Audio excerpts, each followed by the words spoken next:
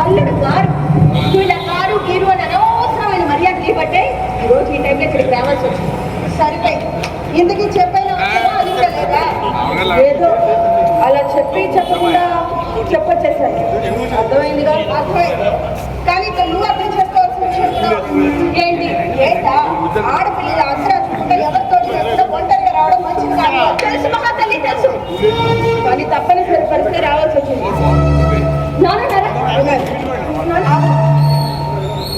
ఆయన ఉదయం నుంచి ఫ్యాక్టరీ గొడవతో అలసిపోయి ఉంటాను. నేను ఉంటే రేపు ఉదయం మాట్లాడుతాను. సర్లే, నాకు ఆకలి వేస్తుంది, ఏమైనా పెట్టు.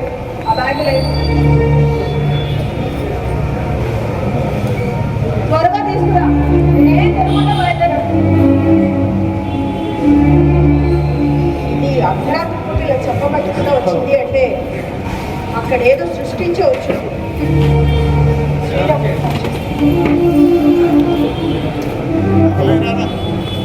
హలో హలో బాబు శ్రీరామ్, నేనే అత్తయ్య మాట్లాడుతున్నాను.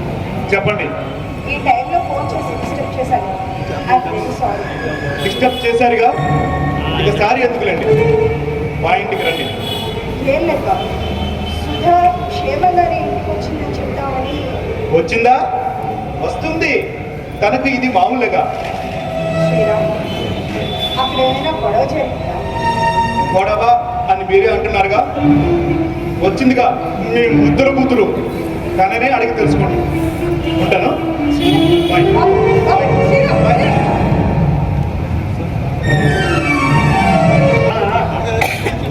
నేను రెడీ అవుతున్నాను.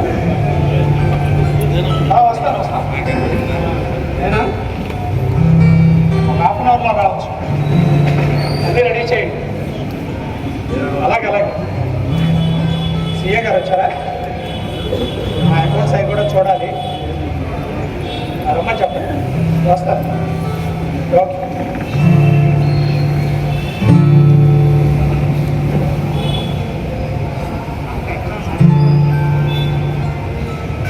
హలో, వెళ్ళియాపో. ఏంటి విషయాలు? ఫోన్ చేశారు? వచ్చారా? ఏం 4 రోజుల నుండి అసలు ఆజీ లేదు, పని లేదు, ఏం చేస్తున్నారని. వచ్చారా? విషయాలా ఏముంటాయి?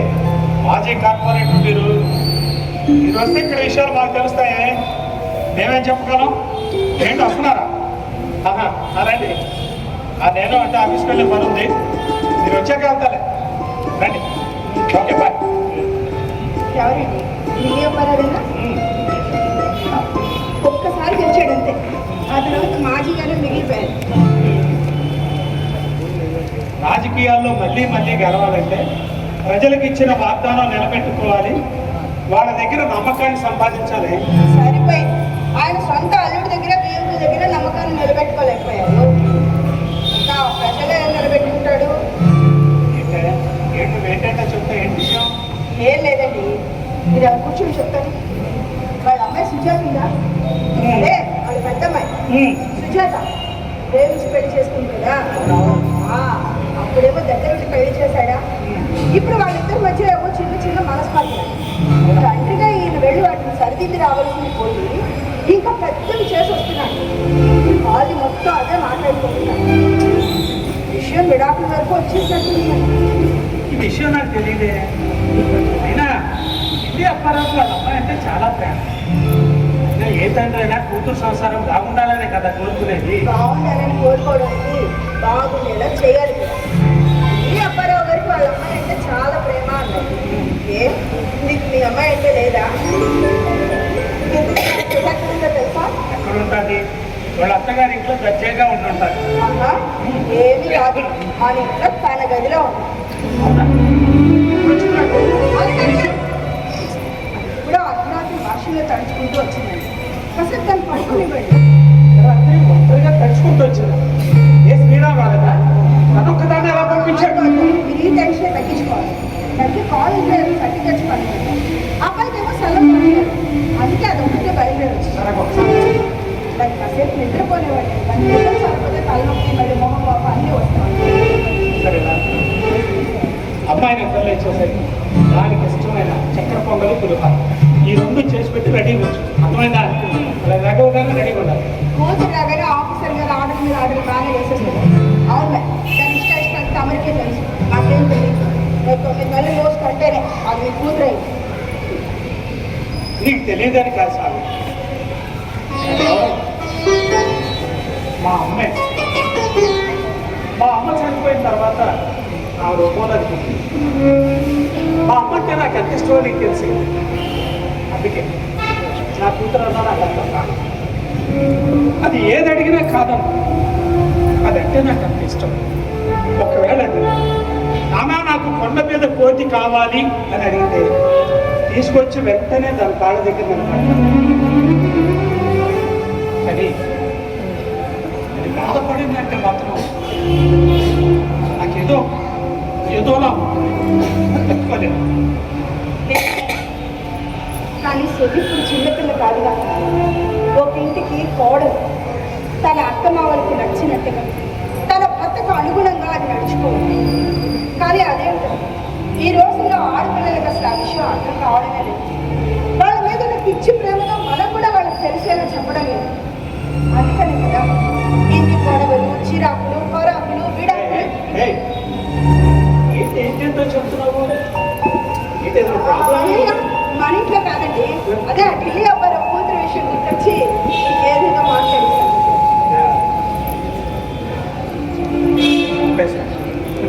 హలో,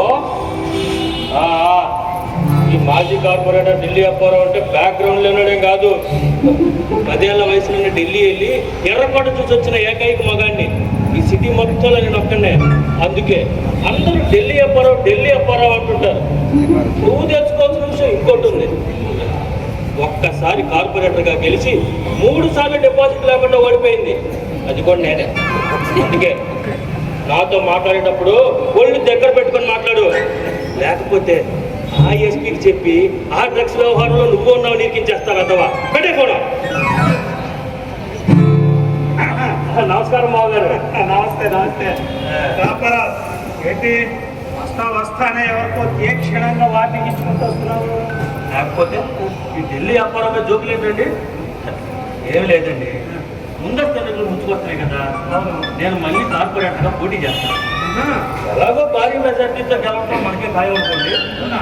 ఆ దెబ్బతో అపోజిషన్ పార్టీ వాడు భయపడిపోయి అసలు ఓటర్ లిస్టు నాకు వేరే లేకుండా చేస్తాడండి. అందుకే ఆయనకి గట్టిగా వార్నింగ్ ఇస్తున్నాడు. సరే కానీ 4 రోజుల నుండి కనిపించలేదు. ఏంటి విషయాలు? ఎక్కడికి వెళ్ళావు? ఏం చేసావు? 4 రోజుల నుంచి కనిపించట్లేదంటే ఏం చెప్పమంటారు? జైలుకి వెళ్ళాను.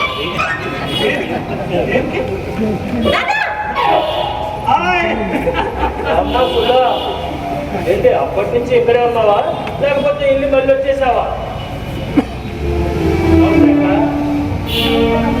ఎలా ఉన్నావు?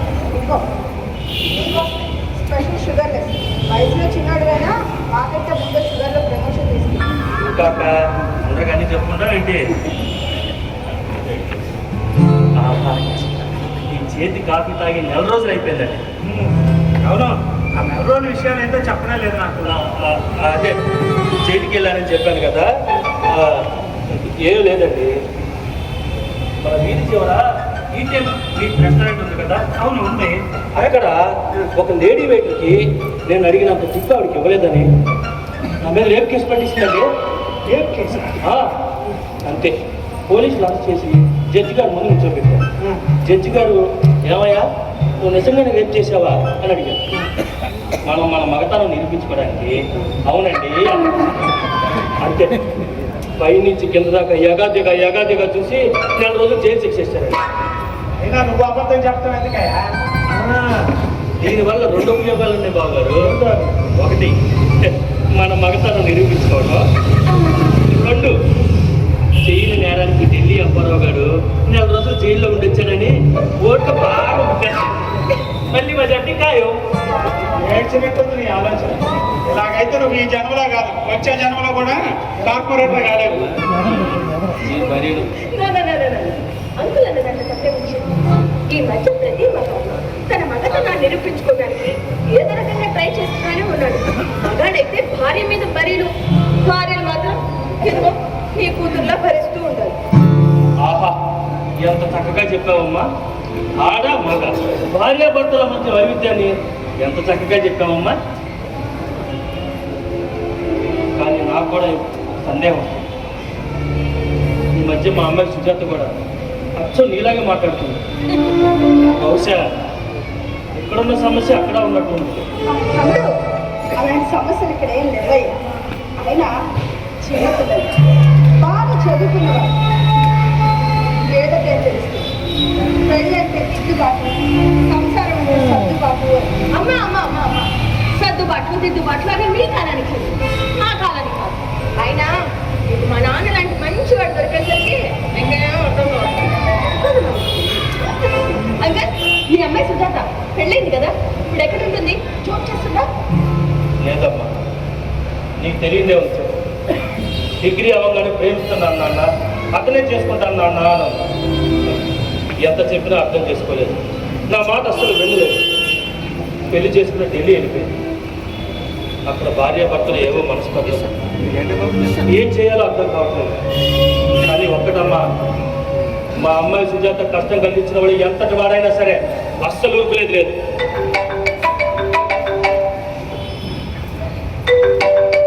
సుజాత, హలో అమ్మా, ఏంటి హల్లుడు అర్థం మాట అన్నాడా?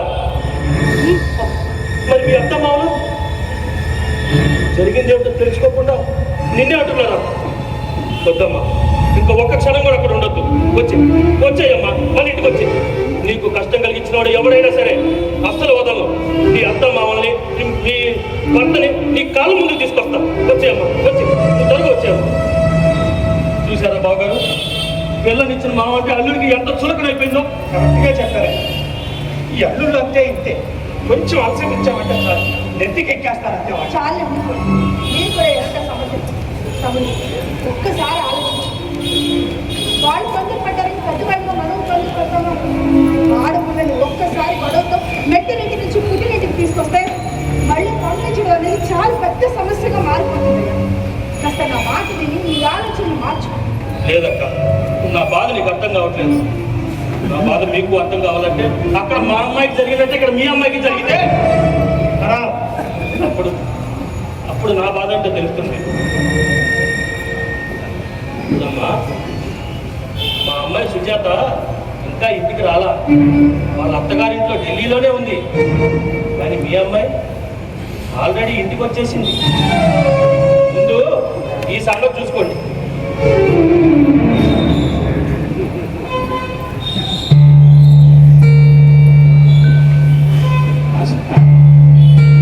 ఏంటమ్మా ఇది?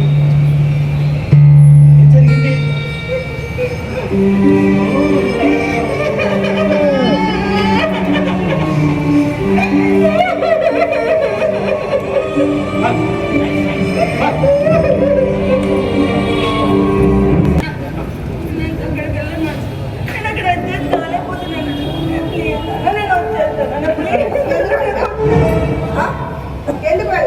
పెళ్లికి ముందు మంచి సంబంధం చూసి పెళ్లి చేస్తావు అంటే కాదు కొడుతూ నేను శ్రీరామ్ అయితేనే చేసుకుంటాను, లేదంటే ఎందుకంటే దూకి చేస్తాను అను.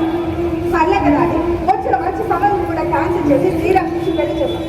ఇప్పుడే అతనితో కలిసి ఉండడం విడిపోతాను అంటాం. అసలు ఏమైంది అన్నాను. వాళ్ళే కొంచెం చచ్చిపోతాను, వాళ్ళని పెళ్లి చేసుకుంటాను కూడా చేశాను. గుర్తొచ్చింది. సరేనా, నేను అస్సలు అప్పుడు ఉండలేకపోతున్నాను. వాళ్ళెవరికి నేను నచ్చడం లేదు. శ్రీరాము చాలా మంచివాడు అనుకున్నాను, కానీ ఇలా ప్రవర్తిస్తాడని అనుకోలేదు. ఏమిటండి మీరు కూడా? శ్రీరామ్ కానీ వాళ్ళ అమ్మ నాన్న కానీ ఈ రోజు వరకు ఎప్పుడు మనతో మర్యాద తక్కువగా కానీ విలువ లేకుండా కానీ ప్రవర్తించలేదు. ఒక్క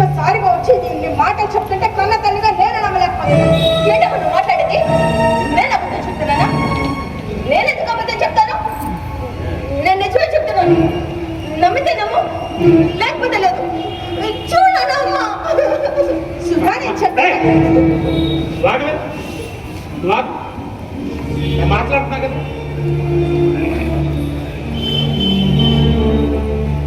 నాకు అసలు ఏం జరిగిందా? ఏం జరిగిందో తెలియాలి కదా. చెప్తాను. ఇది వరకు శ్రీరామ్కి నాకు చిన్న చిన్న గొడవలు వచ్చాయి. వచ్చినా మళ్ళీ కలిసిపోయేవాళ్ళు.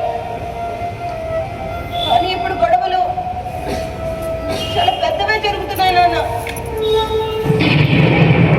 ఏ శ్రీరామ్, ఏంటి ఇంత ఆలస్యంగా వచ్చావు? బయట వర్షం పడుతుంది కదా. సరేనా, ఈ డ్రెస్ ఏంటి? ఈ డ్రెస్ ఏంటి? నేను టీ షర్ట్ వస్తే నేను మరీ షార్ట్ గా ఉందన్నా. దీనికే నేను కంఫర్ట్ గానే ఉన్నాను కదా. ఓకే ఓకే, నీకైతే బాగానే ఉంది కదా. Very good. ఓకే, చూడరా, ఆగు సుధా. నిన్నేమో నాన్న దీన్ని పిలుస్తూ ఉన్నారంట, నువ్వు ఫోన్ మాట్లాడుతూ ఉన్నావంట. ఒకసారి రెస్పాండ్ ఉండొచ్చు కదా. చెప్పలేదు కదా, అర్జెంట్ ఆఫీస్ కాల్ మాట్లాడాల్సి వచ్చింది. అందుకే మాట్లాడాలి. ఆయన నాకు పిలిచినట్టుగా కూడా నాకు అనిపించలేదు. అయినా నైట్ 10 o'clockకి ఆఫీస్ వర్క్ ఏంటి కదా. 10 o'clock ఇట్స్ నాట్ ఏ ఆటెన్. ఎందుకు అంత ఓవర్ చేస్తున్నావు? నీకు ఆఫీస్ కాల్స్ రావా? నువ్వు మాత్రం గంటలు గంటలు ఫోన్ మాట్లాడచ్చు. అలా ఫోన్ పట్టుకుంటాం వాళ్ళసు అందరి ఇంట్లో అదొక పెద్ద ఇష్యూ చేసేస్తారు. సుధా, నువ్వు ఎందుకు ఇంత ఎక్సైట్ అవుతున్నావు? ఇప్పుడు నిన్ను ఏమన్నానని?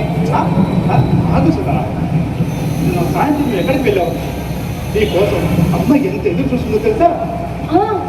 నీకు చెప్పలేదు కదా, మనం సరిపోదు కదా. అర్జెంట్గా ఏదో ప్రాబ్లం వచ్చిందంట. అది ఫోన్ చేసి ఒకటే ఏడుపు, నువ్వు రావే సాల్వ్ చేయని. నేను వెళ్ళి దాని ప్రాబ్లం సాల్వ్ చేస్తే చూడండి. సాల్వ్ చేసావా? నువ్వు చేస్తావు, నాకు తెలుసు. కాకపోతే ఒకసారి అమ్మతో ఒక్క మాట చెప్పుండొచ్చు. ఏంటిదా చెప్పి చేయాలి, చెప్పులేసుకొని చేయాలి? ఏంటి రూల్స్ అండ్ రెగ్యులేషన్? నీకెలా గుర్తుపెట్టారు? అంటే నేను ఉన్నప్పుడు ఒక రకంగా, నేను ఆఫీస్కి వెళ్ళాక ఇంకో రకంగా నీతో మాట్లాడుతున్నాను. వాళ్ళకేంటి సుధా అలా మాట్లాడటానికి అవసరము? అంటే అప్పుడే డబుల్ గేమ్ కూడా స్టార్ట్ చేసేసారు. ఇక్కడ ఎవరు డబ్బులు ఏమంటున్నారు? ఆయన నువ్వు ఇంత లూజ్ గాడి అని తెలుసుంటే అసలు నిన్ను పెళ్లి చేసుకునేదానికి. అన్నీ తెలిసే కదా పెళ్లి చేసుకున్నావు. అవును, అన్ని తెలిసే చేసుకున్నాను. అప్పటికి మా వాళ్ళు చెప్తూనే ఉన్నారు, వాళ్ళ స్టేటస్ కి మన స్టేటస్ కి అస్సలు మ్యాచ్ అవుతుంది.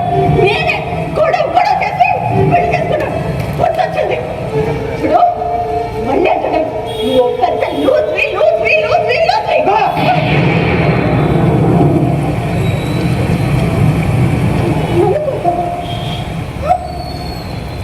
నన్ను కొడతావా? Very sorry Sudha. నేనెవరో తెలుసా?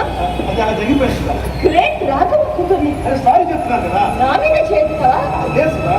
చూస్తావు, నేనేం చేస్తానో చూస్తావు. సుధా, ప్లీజ్. ఏం చేస్తానో చూడు. సుధా, ప్లీజ్. ఎక్కడ దాకా వస్తుందో చూడు.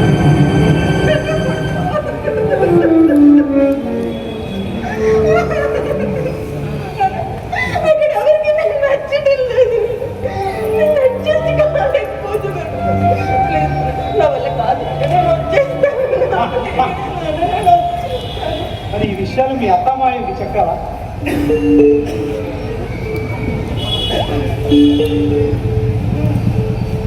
ఒక్క కొడుకని గారాభంగా పెంచితే ఎలాగే ప్రవర్తిస్తారు? ఏంటండి తొందరపడి? మీరు కూడా ఇలా తొందరపడితే అందరూ అవుతుంది, ఇంక తేడా అవుతుంది.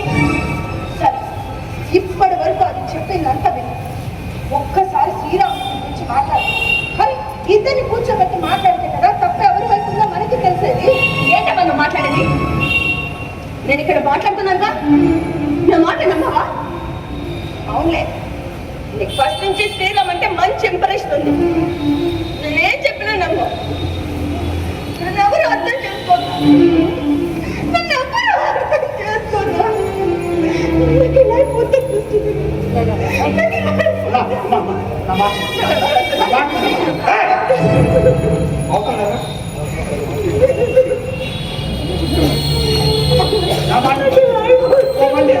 ఓపెన్ చెయ్యి.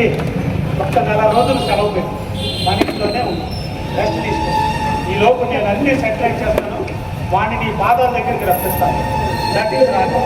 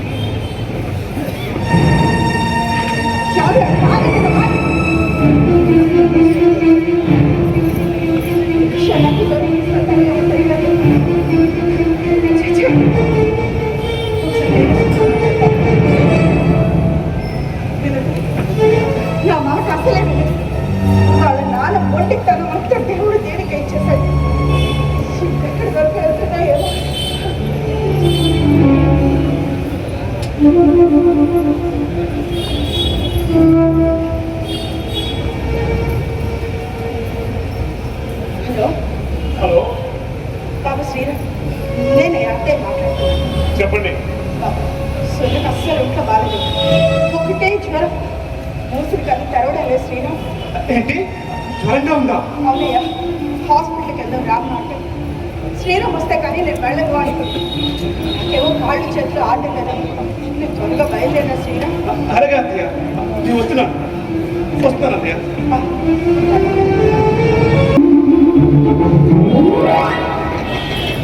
బాబు ఇదిగో కాఫీ. మీ అమ్మాయికేగా ఇవ్వండి. వచ్చిందన్నాడు. నిజమైన జ్వరం వచ్చిందయ్యా, అదే మన వర్షంలో తడిచి వచ్చింది కదా, అక్కడి నుంచి ఒకే జ్వరం. రోజు కూడా సరిచ్చాడు శ్రీరామ్. అత్తయ్య, మీరు పెద్దవాళ్ళు అబద్ధాలు ఆడకూడదు. చదువు గురించి నాకు బాగా తెలుసు అత్తయ్య, కానీ నా గురించి అసలు ఆలోచించదు అని. సరే, సుధర్ని మామయ్యని అడగలేదా? అడగలేదు. ఎందుకంటే సుధర్ని ఆయనకు ఇంత ప్రాణం. సుధను ఏం చెప్పినా నమ్మేస్తాను. ఒక రకంగా సుధ ప్రవర్తనకి అదే కాదు. లేదు మాట్లాడతామని అనుకున్నాను, కానీ ఈ ఆడి గొడవలు ఆఫీస్ టెన్షన్ పడి మాట్లాడలేదు. రేపు ఆదివారం కదా, కూర్చోబెట్టి మాట్లాడదామని అనుకున్నాను.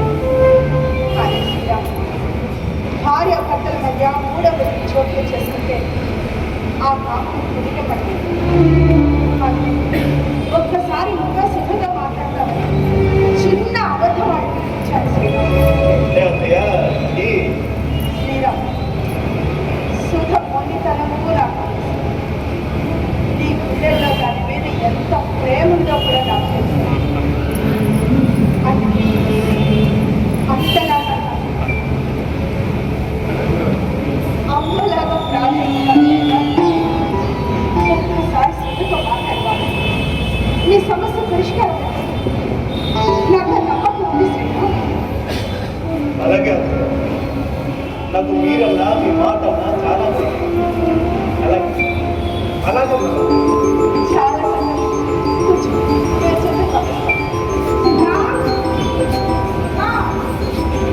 ఏంటి శ్రీరామ్ నీకు ఏదో మాట్లాడాలంటే లేదు, మాట్లాడాల్సిన అవసరం లేదు.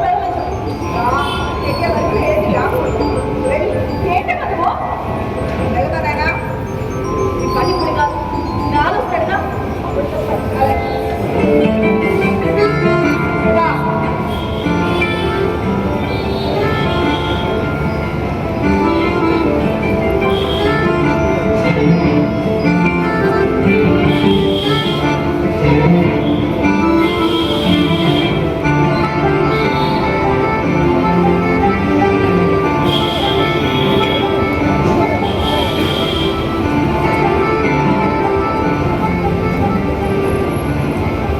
సుధా, ఎలా ఉన్నావు సుధా?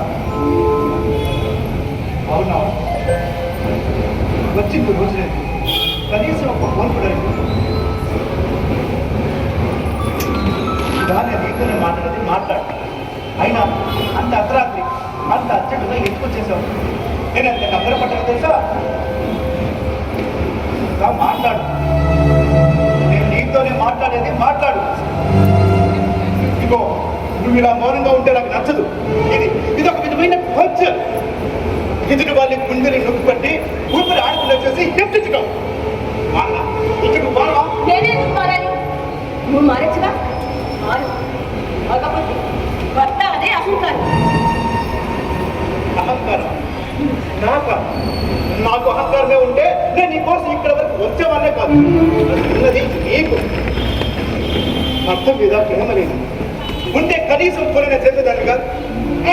ఫోన్ చేయలేదు, మెసేజ్ పెట్టానుగా. మెసేజ్ చూడకపోతే నీది తప్పు. సుధా, మెసేజ్ చేసిన దానికి ఫోన్ చేసిన దానికి చాలా తేడా ఉంటుందా? అరే నిన్నే ఇంకో నీకు నాతో ఏమైనా ఇబ్బందిగా ఉంటే నువ్వు నాకే చెప్పచ్చుగా. నేను ఈ మాటను ఎప్పుడైనా కథలుగా ఏడ్చినా రెచ్చగించి చెప్పాలా? నీకు తెలీదా? నాకంటూ కొన్ని కళలు ఆశలు ఎన్నో ఉంటాయి. నాకు ఫ్రెండ్స్ కావాలి, బంధువులు కావాలి, అందరూ కావాలి. వాళ్ళతో ఉండక నీకు అస్సలు ఇష్టం లేదు. అరే, న్యూ ఇయర్ సెలబ్రేషన్స్ చేసుకుందాము అంట, దానికి నువ్వేమంటావు? నువ్వేమన్నా చిన్న పిల్లవా అంటావు. అరే, వ్యాలంటైన్స్ డే సెలబ్రేషన్స్ చేసుకుందాము అంట, పెళ్ళైన వాళ్ళకి ఇక వ్యాలంటైన్స్ డే సెలబ్రేషన్స్ ఎందుకు అంటావు. అట్లీస్ట్ బర్త్డే సెలబ్రేషన్స్ చేసుకుందామన్నా బడ్జెట్ అని అతని మన ఇద్దరు సంపాదించుకుంటున్నాగా, మన సంపాదన సరిపోదా? సరిపోదు సరిపోదు సుధా. నువ్వు అనుకున్నవన్నీ ఈ మహానగరంలో జరగాలి అంటే సరిపోదు. పెళ్లికి ముందు కానీ పెళ్ళి అయిన తర్వాత కానీ నువ్వు ఎప్పుడు ఇలా లేవు. ఈ మార్పు నీలో ఈ మధ్యనే వచ్చిన సుధా. బహుశా మీ కొలుచు దగ్గరలో నువ్వు ఉందా అనుకుంటావేమో. చూడు, నాకు వచ్చిన జీతంతోనే ఓ ప్లాన్ ప్రకారం నా జీవితాన్ని గడుపుతున్నాను. అప్పుడు చేసి అందులో ఆర్పటానికి పోయి ఆనందాన్ని కొని తెచ్చుకోవటం ఇష్టం ఉండదు. మరి కారు ఎందుకు కొన్నావు? ఈఎంఐ కట్టడం కారు కదా. అవ్వచారం అనుకున్నప్పుడు కొన్ని వెయ్యాలి. అయినా కారు పడితే కుదరలే కదా. అంతెందుకు, మొన్న అమ్మకు హార్ట్ అటాక్ వస్తే మన కారులోనే కదా హాస్పిటల్కి తీసుకెళ్ళాము. నేను ఏం చేసినా బాగా ఆలోచించి చేస్తాను. ఎదుటి వాళ్ళ వెనుక చూపించే విధంగా ఉండదు. అవునవును, బాగా ఆలోచించే చేస్తావు. నువ్వు కారు పొంది మన కోసం కాదు, మీ అమ్మ నాన్న సొంతం వెళ్ళటానికి, వాళ్ళు హాస్పిటల్కి వెళ్ళటానికి కారు చాలా అవసరం అవుతుంది. అందుకే నువ్వు కారు కొను. అవును, మీ నాన్న పొలం అమ్మగా మిగిలిన డబ్బులు ఉన్నాయిగా, వాటితో కొనచ్చుగా కారు. మీ నాన్న రిటైర్మెంట్ అవ్వగా మిగిలిన డబ్బులు ఉన్నాయిగా, వాటితో కొనచ్చుగా. మన డబ్బులతోనే ఎందుకు కొనాలి? ఏం మాట్లాడుతున్నానే? వాళ్ళ డబ్బు మన డబ్బు ఏంటి? వాళ్ళు తీసుకోమని అన్నారు. అది నేనే వద్దన్నాను. పద్ధతి కాదు కదా. ఆ, ఇలాంటి పద్ధతులు బాగా తెలుసు, కానీ పెళ్ళాన్ని చూసుకోవాల్సిన పద్ధతి మాత్రం అస్సలు తెలియదు. అయినా నువ్వు చాలా మారిపోయావు శ్రీరా. నువ్వు ఇదివరకు ఇట్లా లేవు శ్రీరా, చాలా మారిపోయావు. ఉండలేదు చూడా. అప్పుడంటే కాసేపు మాట్లాడుకొని వెళ్ళిపోయేవాళ్ళం. ఇప్పుడు పెళ్లి చేసుకొని కలిసి బ్రతుకుతున్న వాళ్ళం. అప్పుడంటే ప్రేమికులం, ఇప్పుడు భార్యాభర్తలం. నన్ను అర్థం చేసుకో. నేను అర్థం చేసుకోలేదు, నేను నిన్ను అర్థం చేసుకోలేదు, నువ్వు నన్ను అర్థం చేసుకోలేదు. మన ఇద్దరికి ఎప్పటికీ మ్యాచ్ కాదు. అయినా నీళ్ళంటోడితో లైఫ్ అంటేనే చాలా కాంప్లికేటెడ్గా ఉంటుంది. నీళ్ళంటోడితో ఫ్యూచర్ ఊహించుకుంటుంటేనే నాకు భయం. నాకు నువ్వు వద్దు శ్రీరా, నాకు నువ్వు వద్దు శ్రీరా, నాకు వద్దు. నోటికి ఎంత మాట వస్తే అంత మాట రిజల్ట్. ఈ మధ్య మళ్ళీ షార్ట్ అప్ అరే, మొన్న అమ్మ హాస్పిటల్ టెన్షన్, నేను హాస్పిటల్ టెన్షన్లో ఉండి నిన్ను చెడపంటే నువ్వు నన్ను తిరిగి ముందు చెడపడ్డావు. అది నేనే పెద్దగా పట్టించుకోలేదు. పెళ్ళైన కొత్తలో మనం ఎంతో హ్యాపీగా సంతోషంగా కానీ ఇప్పుడు చిన్న చిన్న విషయాలు కూడా ముద్దతులో చూసి రాద్ధాంతం చేస్తున్నానే. అవును, రాతంతమే చేస్తున్నాను. నేనేం మాట్లాడినా నీకు రాతంతమే అనిపిస్తుంది. అవును శ్రీరా, నువ్వేం మాట్లాడు. నేనే నీ మీద ఎన్నో ఆశలు పెట్టుకొని ఎన్నో ఊహలు కదా.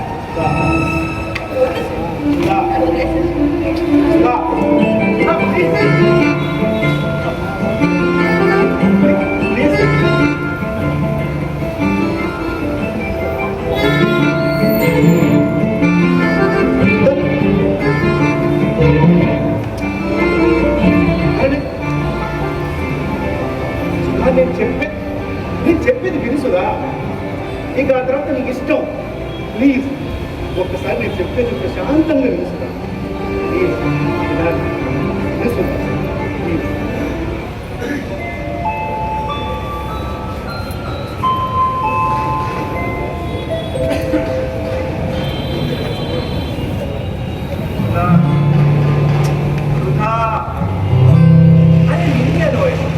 నేను చెప్పేది ఒక్కసారి వింటావా?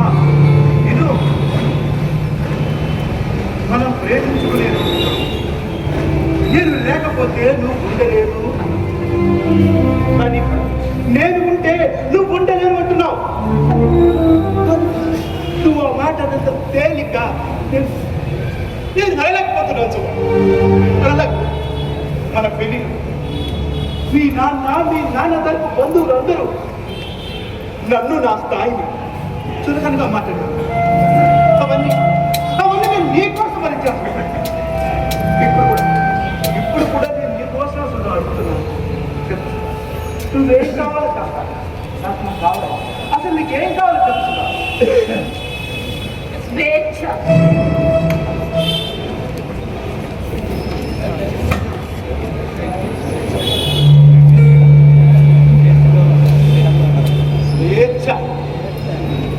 వెలుతురులో ఉండి కూడా ఆ వెలుతురుని చూడలేకపోవటం ఎంత అవివేకమో. స్వేచ్ఛను అనుభవిస్తూ కూడా ఆ స్వేచ్ఛను కోరుకోవటం అంతే వివేకం. నేను దాని స్వేచ్ఛ అనుకుంటున్నా శ్రీరామ్. నా దృష్టిలో స్వేచ్ఛ అంటే నాకు నేనుగా బతకాలనే స్వేచ్ఛ. అది నీ దగ్గర దొరకదు. చూడకొద్దు శ్రీరామ్. నేను ఇది వదిలేను సుధా. నాకు నువ్వు అంటే చాలా ఇష్టం సుధా. ప్లీజ్ సుధా. ఆడదానికి ఓర్పు సహనం ఎంతో అవసరం. అవి అలవర్చుకుంటే బంధాలు బలపడతాయి. బాగా ఆలోచించు. నాకు నువ్వు కావాలి, నాకు నువ్వు కావాలి సుధా. నేను ఎంతో ఇష్టపడి సుధా. నన్ను విడిచి వెళ్ళదు సుధా. సుధా ప్లీజ్. నీ కోసం ఎదురు చూస్తూనే ఉంటాను. ఎంతకాలమైనా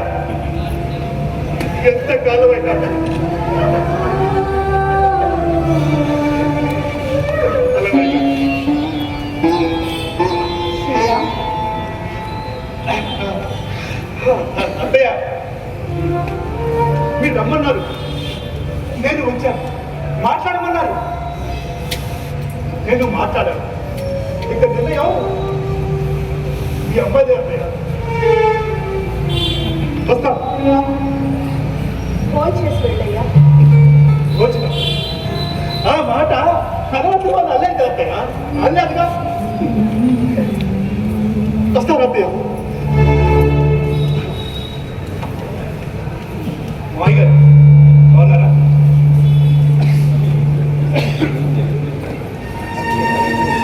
మాయ గారు,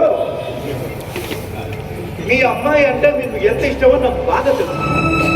కానీ ఆ ఇష్టం అనేది తన జీవితానికి నష్టం చేకూర్చేదన్నమాట. పెద్దవారు బాగా ఆలోచించుకోండి. వస్తాను.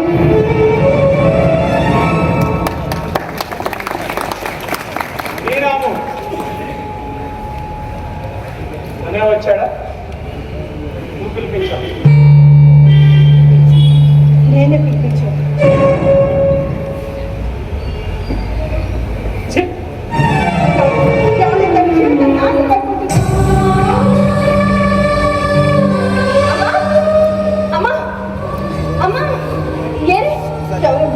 శ్రీరామేనా? నాన్న బయటకు వెళ్ళాను.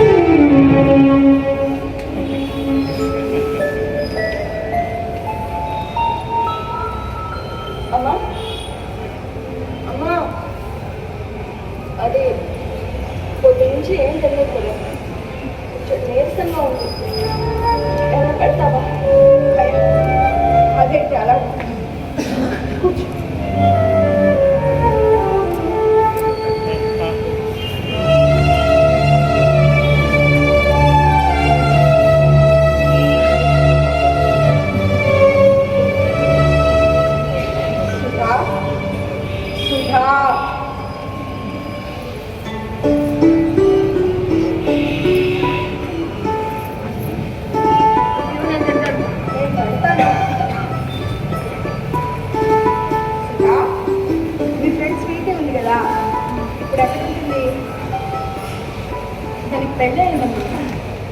యూఎస్లో ఉంటుంది. ఇప్పుడు దానికి ఒక పాప కూడా. ఎంత హ్యాపీగా ఉందో తెలుసా. కాలేజ్ డేస్లో మీరు ఎప్పుడు గొడవ పడుతూనే ఉండేవాళ్ళు. మాకు కానీ వాళ్ళ పేరెంట్స్ కానీ అస్సలు చెప్పేవాళ్ళు కాదు. ఎప్పుడు గొడవ పడేవాళ్ళు. ఎలా కొట్టుకునేవాళ్ళు అంటే అలా కొట్టుకునేవాళ్ళు. మళ్ళీ కలిసిపోయేవాళ్ళు. ఎలా కలిసిపోయేవాళ్ళు కూడా తెలియదు కదా. చిన్న మిస్కమ్యూనికేషన్ గ్యాప్ అంతే. Communication gap. మరి శ్రీరామ్కి నీకు కూడా అంటే మీరు కూడా ముందు ఫ్రెండ్సే కదే. ఆ తర్వాత కదా ప్రేమించి పెళ్లి చేసుకున్నారు. అమ్మ శ్రీరామ్ ఇదివరకు ఇట్లా లేడు. తనకి జాబ్లో ప్రమోషన్ వచ్చాక అనుకుంది కదా, ఇగో ఇగో చాలా పెరిగిపోయింది. అది ఇగో అని ఎందుకు అనుకోవాలి, బాధ్యత అనుకోవచ్చుగా. అదేంటో కానీ సుధా, మీ సాఫ్ట్వేర్ ఎంప్లాయీస్కి కమ్యూనికేషన్ స్కిల్స్ బాగుంటేనే ఉద్యోగాలు అంటారు. కానీ లైఫ్లోనే ఎక్కడో కమ్యూనికేషన్ మిస్ అయిపోతూ ఉంటాయి. అమ్మ శ్రీరామ్ అంటే నీకు మంచి ఇంప్రెషన్ ఉంది. నేనేం చెప్పలేదమ్మ. అయినా అందరు మగవాళ్ళు, మా నాన్నలా మంచి వాళ్ళు ఉంటారు. మా ఎందుకు అలా ఏడుస్తున్నావు? ఇదిగో నా మాట విను. అలా ఏడవద్దు. సరే, ఇప్పుడు మన ఇద్దరు ఫ్రెండ్స్ అంట. మనం కొన్ని విషయాలు డిస్కస్ చేసుకుంటాం. ఫ్రెండ్స్ అన్నాను కదా, ఓకేనా? సరే కానీ నీ పెళ్ళైనప్పుడు నీ ఏజ్ ఎంత? తెలియనట్టు అడుగుతానండి. 26. ఆ వయసు ఎంత తెలుసా? 18.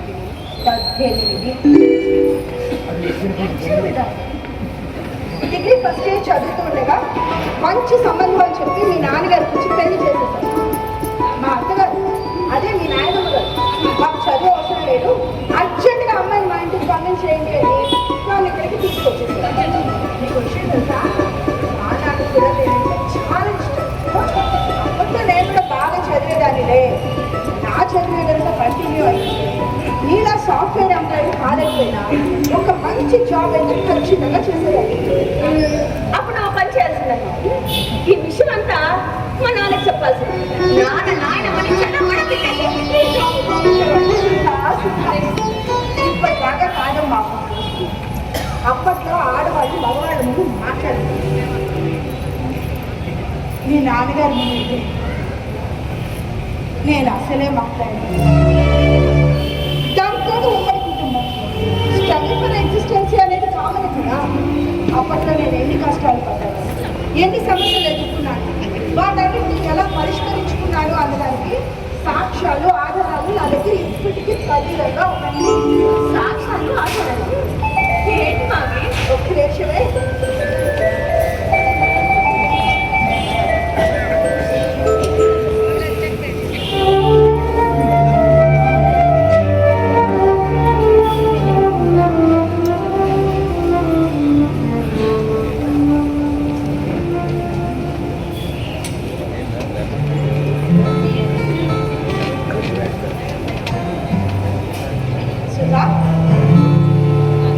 ఏంటి మావి?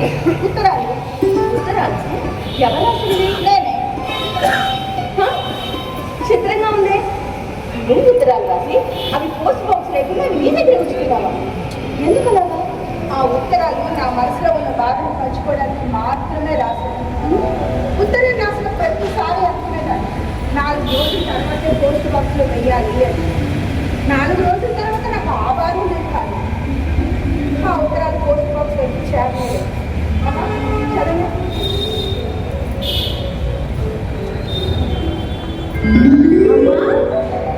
ఇది నీ హ్యాండ్ రైటింగ్ ఎంత బాగుందమ్మా.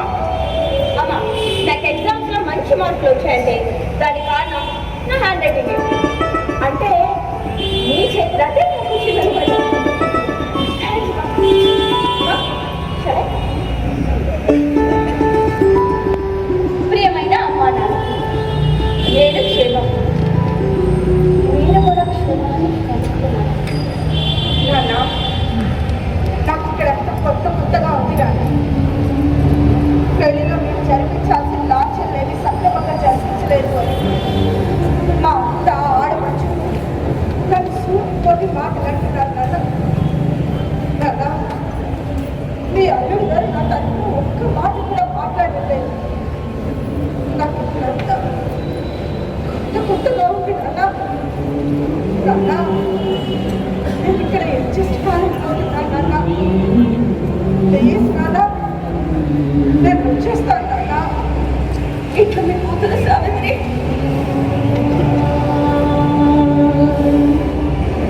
ప్రియమైన అమ్మా నాన్నకి నేను క్షేమం, నేను క్షేమం అని తలంచుతాను. నాన్న, మీకు చాలా చెప్పుకోవాలనుంది. నాన్న, అమ్మ ఊళ్ళో తలపెట్టుకునే ప్రశాంతంగా నిద్రపోవాలనుంది.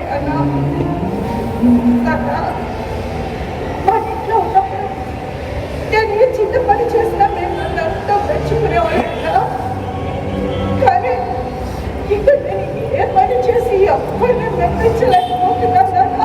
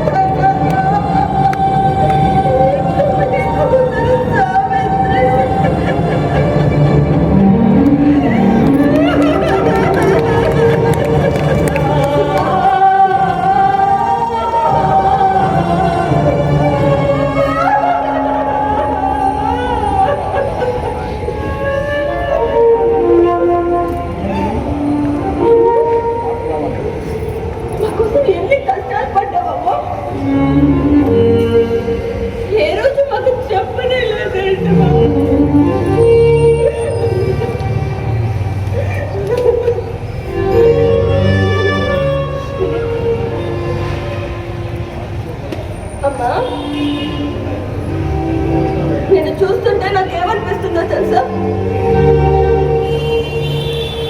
ఒక చిన్న బాబాయి చిన్నప్పుడు స్కూల్కి వెళ్ళనని బాగా గొడవ చేసి పెద్దయ్యాక యూనివర్సిటీ గోల్డ్ మెడల్ సాధించినట్లుంది.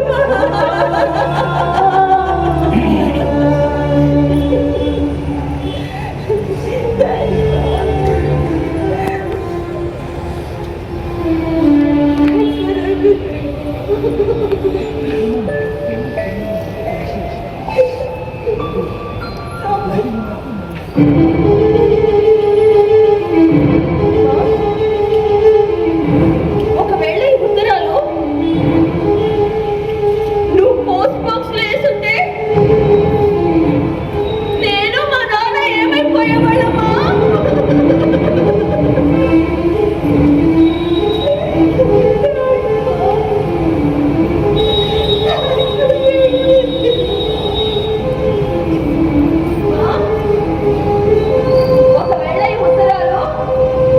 ఉత్తరాలు నువ్వు పోస్ట్ బాక్స్ లో వేసుంటే నేను మా నాన్న ఏమైపోయేవాళ్ళమ్మా?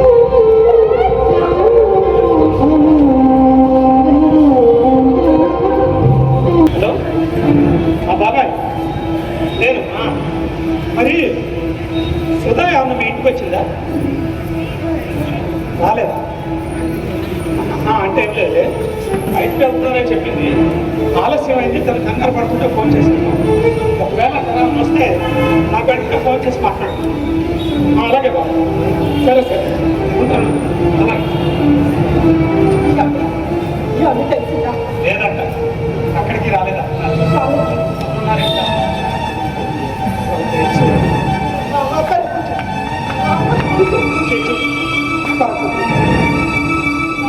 హలో, అమ్మ సుజాత, నేను మా సుధా వాళ్ళ మాట్లాడుతున్నాను. మా సుధా ఉన్న మీ ఇంటికి వచ్చిందా? ఏంటమ్మా మళ్ళీ వెళ్ళిపోయావా? అవును, చాలా మంచి శుభవార్త చెప్పండి. ఇంకెవరి మాట వినకు. నీ జీవితం నీ కాదు. అదే లేదు, ఫ్రెండ్ ఇంటికి వెళ్తున్నాను అండి. ఫోన్ కూడా ఇంట్లో మర్చిపోయాను. నీ దగ్గరికి వచ్చిందేమో అని ఫోన్ చేశాను. నేను చూశాను.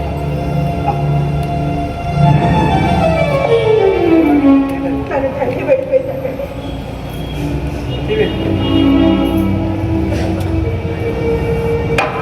నీ వల్ల వచ్చింది అసలు. దీనికి అంతటి కారణం పిల్లలు వచ్చిన దగ్గర నుండి చూస్తూనే ఉన్నా, ఏదో ఒక పెట్టుకొని సాధిస్తూనే ఉన్నా. చెప్పండి, ఒక్క కాదు ఒక పిల్ల ఏ అగాయిత్యం చేసుకుంటుందో నాకు అంతా తెలిసింది కదా. మీరు అలా మాట్లాడండి. అయినా మనసు మొట్టు దగ్గర తిరిగి కాదండి, అది అలా చేసుకోదు. నేను మనసులో తెలుసా? తెలుసా? నీకు అన్నీ తెలిసే, నీకు తెలియని ఏమున్నాయి? ప్రపంచంలో ఉన్న విషయాలన్నీ తెలుసు. ఏం తెలిసేది? ఏం తెలుసు దాని గురించి? చిన్న పిల్ల ఉద్యోగం చేసుకుంటూ అత్తమ్మకి సాయంగా ఉంటుంది, భర్తకి తోడుగా ఉంటుంది. అలాంటి పిల్లని సూర్యకోటి మాటలతో శబ్ద చట్టాలు చేశాడు. ఏం చేసుకుంటుందో దీనికి అంతటి కారణం నువ్వే. చెప్తా కానీ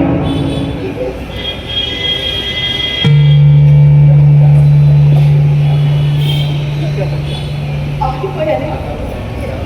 అయ్యో చెప్పండి, నా మీద మీకు సర్వ హక్కులు ఉన్నాయండి. నన్ను కొట్టచ్చు, తిట్టచ్చు, చంపచ్చు, పట్టించుకోకుండా వదిలేయవచ్చు.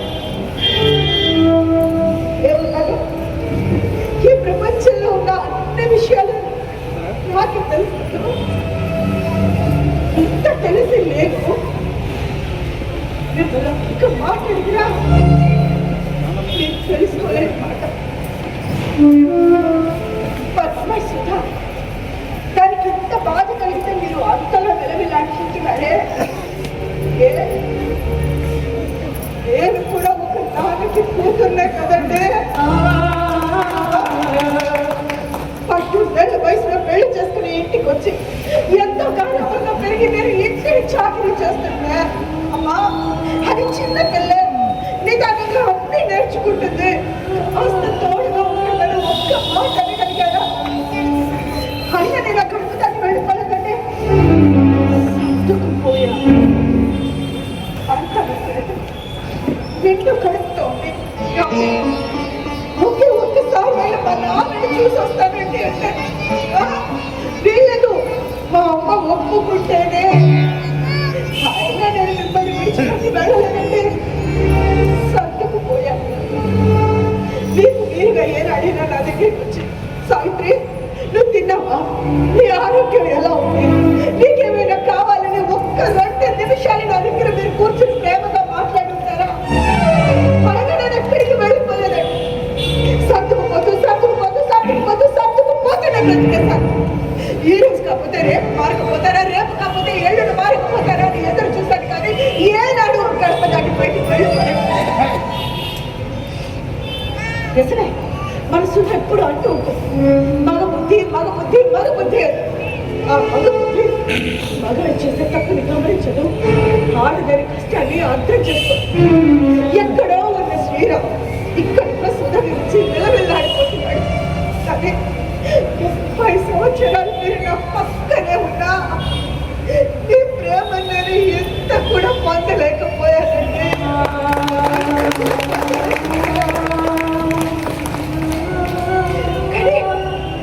మీరు సుధ మీద ప్రేమను చూపిస్తున్నప్పుడల్లా నేను లోపల ఎంతో సంతోషపడిపోయానండి.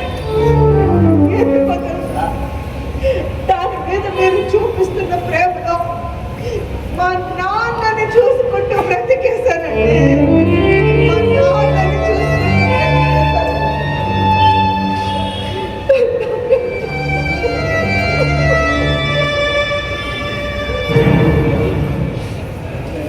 ఏమన్నారు? సుధ గురించి నాకేం తెలుసు లేదా? సుధ గురించి నాకు మాత్రమే తెలుసు.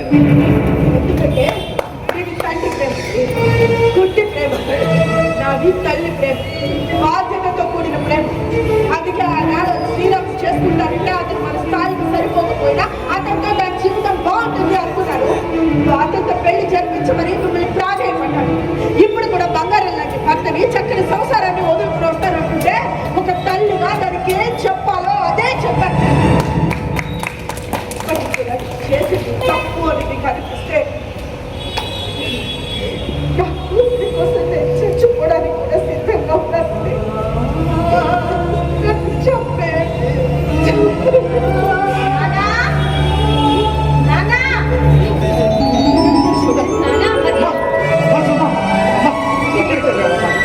ఎక్కడికి వెళ్ళాను? నీ గురించి అంత టెన్షన్ పడ్డాను తెలుసా? ఎక్కడికి వెళ్ళాను? చెప్పానా మా నాన్న ఇంటే కంగారు పడతాడని? నానా నేను ఎక్కడికి వెళ్ళలేదు, శ్రీరామ్ని మన ఇంటికి తీసుకొచ్చి. శ్రీరామ్ మీకు ఇలా ఉంటే ఇష్టం కదా? అల్లుడి మీ అల్లుడిని భోజనానికి రమ్మన్నావుగా?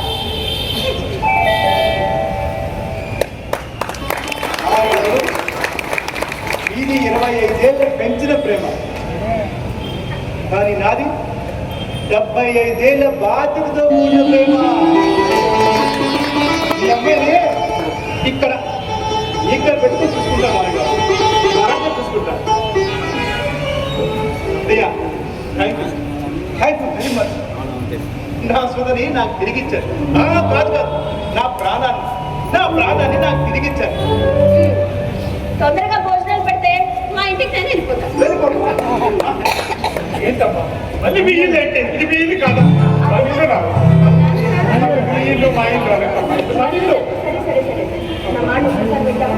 ప్లీజ్ నా మాట ఒకసారి చూడు. శ్రీరామ్ ఎక్కడుంటే అదే నానా. నువ్వు మళ్ళీ ఏడుస్తున్నావు. నువ్వు ఏడిస్తే నాకు ఏడుపు వచ్చేస్తుందో చెప్తాను. ప్లీజ్ ఏడు. సరే ఒక మాట చెప్తాను.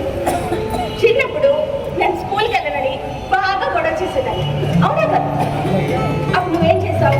నేను ఒక మంచి స్కూల్లో జాయిన్ చేసావు. అప్పుడు నేనేమన్నాను? నాన్న నాకు ఈ స్కూల్ నచ్చలేదు, వేరే స్కూల్లో జాయిన్ చేయాలన్నాను. లేదా టైగర్ కాలేజ్, యూనివర్సిటీ, ఎక్కడికి వెళ్ళినా సరే నానా నేను వచ్చేస్తాను గొడవ చేసేదాన్ని. నేను గొడవ చేసిన ప్రతిసారి అమ్మా నీకు ఆ స్కూల్ నచ్చకపోతే వచ్చాయి, కాలేజ్ నచ్చకపోతే వచ్చే అనేవాడి. నువ్వు అలా కాకుండా మా స్కూల్కి వచ్చి అందరి పిల్లలకి నచ్చింది, నా కూతురికే ఎందుకు నచ్చలేదని నువ్వు ఒక్కసారి ఆలోచించినట్లయితే ఈరోజు సమస్య ఇక్కడ దాకా వచ్చేది కాదు కదా. ఆ రోజే కనుక నువ్వు నన్ను లాగి కొట్టుంటే ఈరోజు శ్రీరామ్ ఇక్కడ ఉండేవాడు కాదు. ఎందుకు నాన్న నన్ను ఎంత గారాబంగా పెంచావు?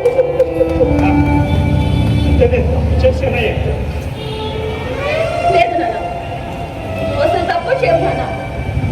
నువ్వు నా నాన్నవి. నీకు నేనంటే పిచ్చి నాన్న.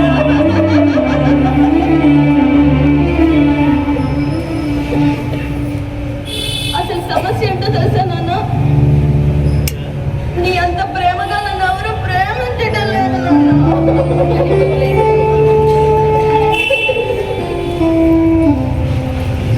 కానీ అమ్మ తన జీవిత అనుభవాలని నాకు పాఠాలుగా చెప్పింది. అమ్మా నువ్వు మా కోసం పడ్డ రాజీలకి జాగాలకి మేమేం ఇచ్చుకోలేము.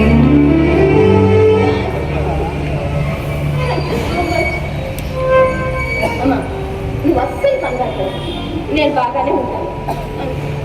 కాదు నేను నీలాగా ఉంటాను, సరేనా? నాన్న ఇప్పటిదాకా నీ బాధ్యతల వల్ల అమ్మ ప్రేమను అందివ్వలేకపోయింది.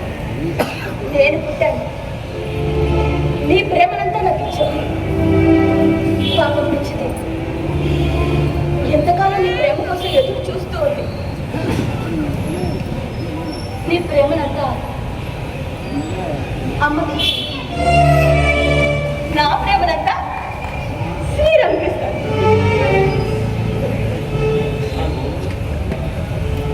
ఇదేదో మన సంసారంలో నీకు అర్థం చేసుకోవడానికి నన్ను క్షమిస్తారా?